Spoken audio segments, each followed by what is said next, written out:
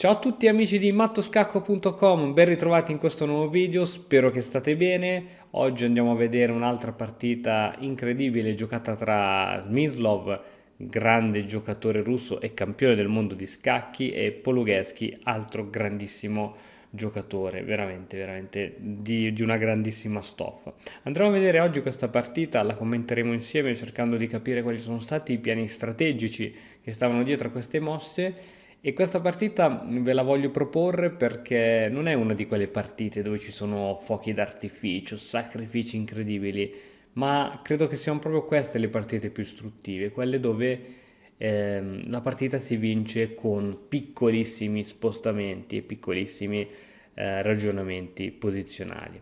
Andiamo a vedere come è andata. Cavallo F3, cavallo F6, G3, G6 e fin qui abbiamo una partita simmetrica.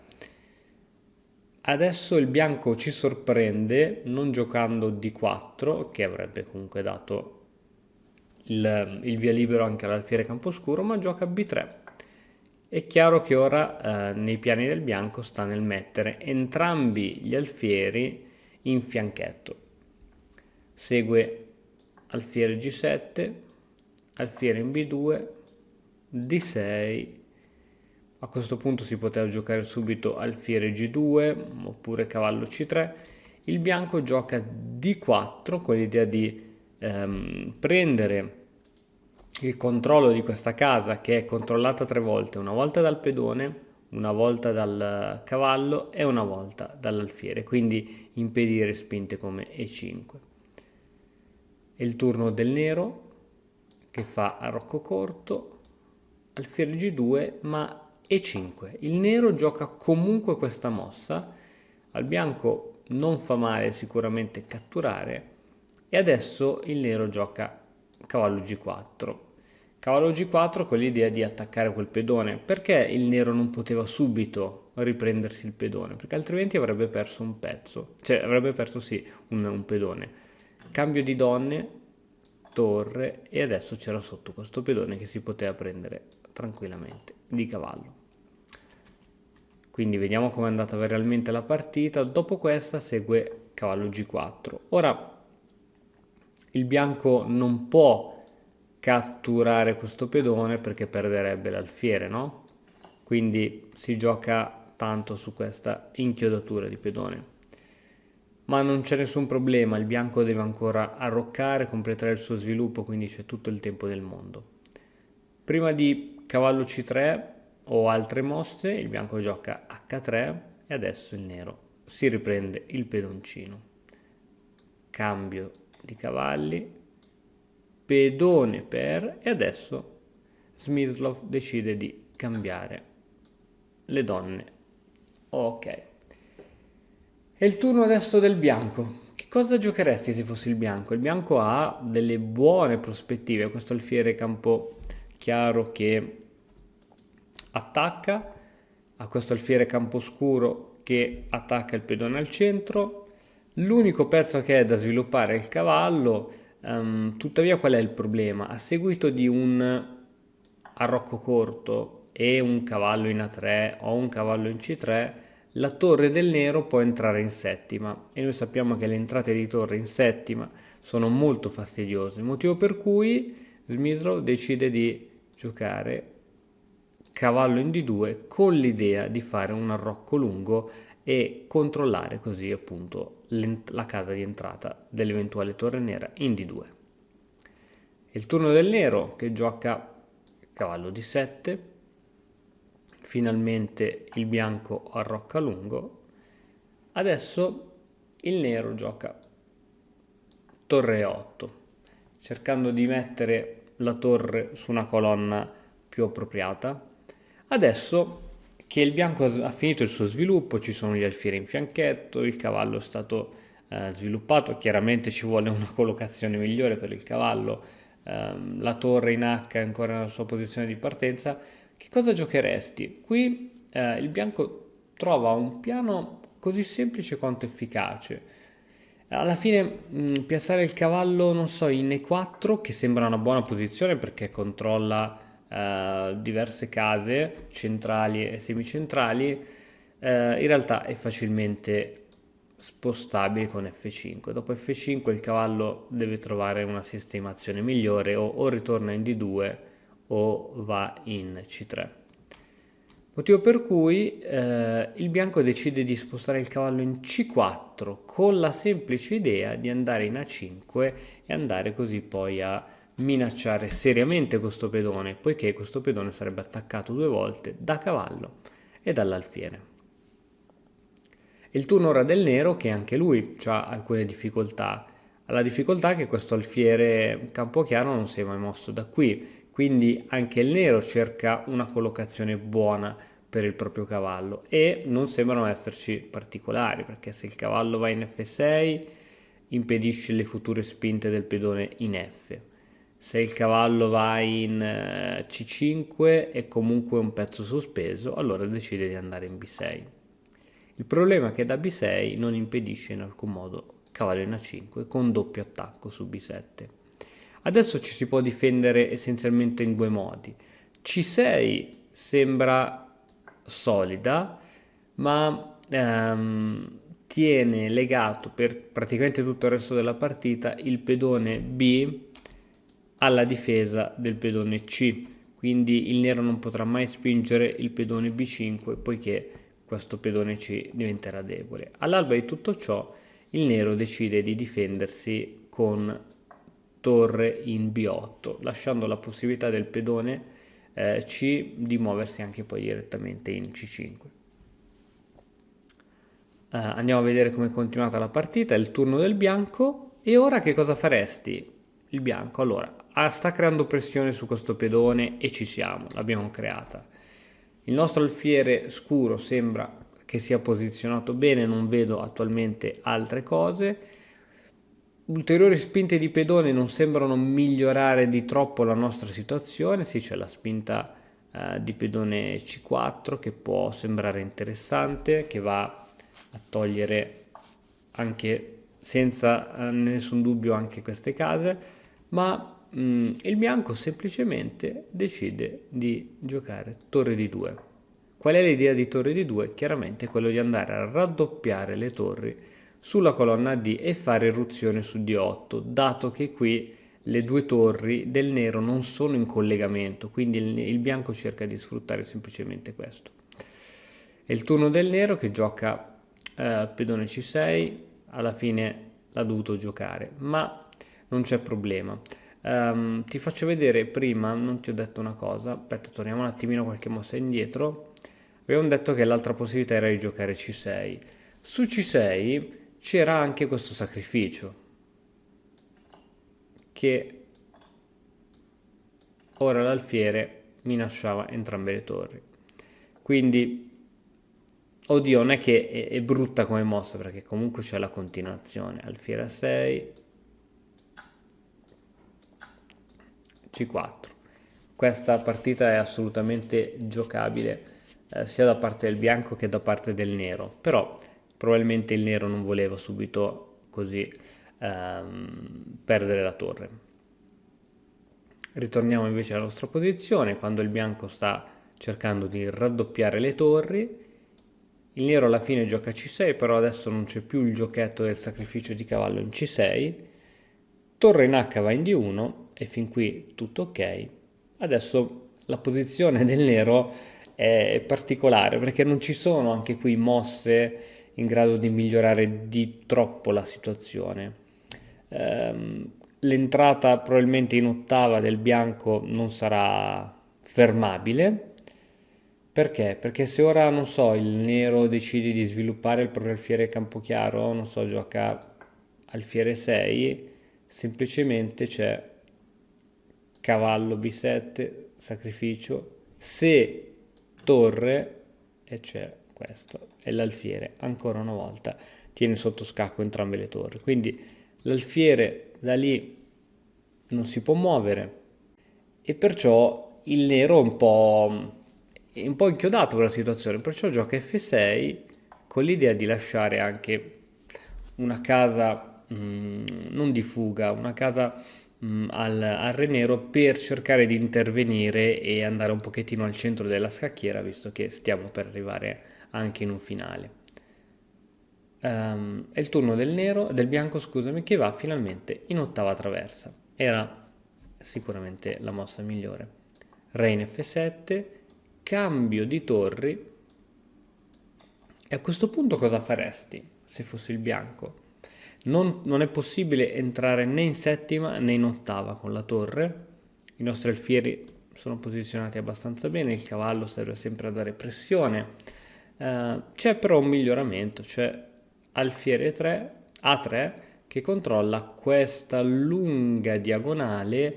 L'idea anche di alfiere A3 è quello anche di posizionarsi in D6 e minacciare la torre, e da D6 poi l'alfiere si può spostare in C7 e da C7 controllerà anche D8, casa che potrà supportare l'entrata di torre. È il turno del nero che gioca cavallo D5. Giustamente il nero dice: cavoli, qui il bianco vuole entrare con le torri, mettiamoci il cavallo qui, anche se questo cavallo è solo transitorio perché lo si può spostare tranquillamente con la spinta del pedone C4 o al limite anche del pedone in E4, anche se andrebbe ad ostruire il nostro alfiere. Il bianco gioca alfiere D6 minacciando la torre che si deve spostare, C4 minacciando il cavallo che si deve spostare, e ora, come annunciato, alfiere C7, ed ora qui una bella torre non ce la toglie nessuno. Ancora una volta il nero intasato sta giocando con una torre in meno e con un alfiere in meno. Ancora una volta l'alfiere non può spostarsi perché il cavallo andrebbe sempre a catturare un pedone. Motivo per cui il nero gioca F5, cerca di consolidare un pochettino e migliorare la propria struttura di pedoni, in futuro magari di spingere questo pedone E5 in E4, bloccando così il nostro alfiere campo chiaro. Però prima torre di 8 del bianco, il re si sposta e ora il bianco cerca di togliere ulteriore spazio al nero con la spinta di pedone C5. Qui c'erano due possibili alternative più tranquille, o re C2 per esempio, oppure a posto di C5 c'era H4, questa spinta di pedone. Tuttavia C5 serve anche a controllare ed evitare che il nero faccia questo tipo di spinta, anche se attualmente non lo può comunque fare, poiché ci sarebbe sotto un pedone. La particolarità di questa spinta è che lascia questa casa al nero, che infatti la prende subito. Ma non è finita, adesso c'è sotto l'alfiere che si sposta in D6 ed è in un bellissimo avamposto. Alfiere F6 del nero che minaccia la torre, torre F8 con scacco. È il turno del nero che chiaramente si deve spostare, re G7, cavallo C4, finalmente il cavallo bianco inizia a entrare anche all'azione minacciando attivamente il pedone in E5, ed è da notare come la torre del bianco è assolutamente attiva, quella del nero è esclusa dal gioco, senza contare anche dell'alfiere. Campo chiaro in C8. E4 del nero, adesso fai bene attenzione, F3. Qui il bianco non ha assolutamente paura di spinte come E3, poiché dopo F4 nessun problema, il bianco ha un gioco normalissimo. Perciò gioca F3 il nero per evitare che la propria struttura pedonale si vada in frantumi, cattura, e adesso diciamo che sarebbe un errore catturare con questo pedone, poiché questo alfiere sarebbe fuori gioco. Perciò alfiere F3 è la mossa corretta, alfiere G5 scacco. Il re ora dove lo metteresti? A sinistra o a destra? Beh, stiamo entrando in un finale, non c'è motivo per andare a autoesiliarsi nell'angolino. Re di 1. cavallo C3, attacco doppio su re e pedone in A2. Tuttavia il bianco non ha paura di perdere questo pedone perché a seguito adesso di re 1, se il nero cattura questo pedone semplicemente si trova con un cavallo fuori gioco, quindi avrebbe un cavallo fuori gioco, un alfiere fuori gioco, una torre fuori gioco, ha tutti i pezzi fuori gioco tranne l'alfiere scuro e quindi qui semplicemente il bianco ha via d'accesso a molte cose. Motivo per cui il nero non cattura questo pedone ma rientra col cavallo in B5 per cercare di cambiare un po' di pezzi e di rientrare in gioco. Ora si minacciano cose serie, per esempio se il nero cattura l'alfiere poi non c'è più che tiene la torre, quindi cade la torre, motivo per cui bisogna spostare la torre, ma la torre si tiene sempre in ottava traversa, così c'è sempre l'inchiodatura di questo alfiere. Re F7 minacciando la torre deve rimanere in ottava traversa sempre per inchiodare questo alfiere, torre H8 minacciando anche la presa di questo pedone. Alfiere F6. Ora, che cosa poteva fare il nero? Poteva andare con re, a seguito di questa però c'era questa, quindi non c'era altro e se il re si spostava comunque c'erano le prese eccetera eccetera. All'alba di tutto ciò torniamo indietro, dopo torre in H8 il nero gioca subito alfiere in F6 minacciando la torre, mossa intermedia scacco in E5, re in G7 minacciando la torre, torre in E8. La torre non lascia l'ottava traversa. Il nero gioca H5, il bianco gioca E3, cavallo C3. Il cavallo cerca una posizione migliore. Attenzione adesso, qui c'è un po' un colpo di scena. La situazione sembra sicuramente in vantaggio per il bianco, poiché ancora una volta il nero sta giocando sempre con due pezzi in meno, però non si capisce bene come il bianco possa dare insomma il colpo di grazia. E il colpo di grazia lo trova Smyslov con sacrificio su C6. Guarda cosa succede. Succede che il nero ricattura, catturiamo con l'alfiere e questa torre non sa dove andare. Ovunque va verrebbe catturata da uno degli alfieri del bianco. Segue perciò alfiere B7 e ora torre in A8.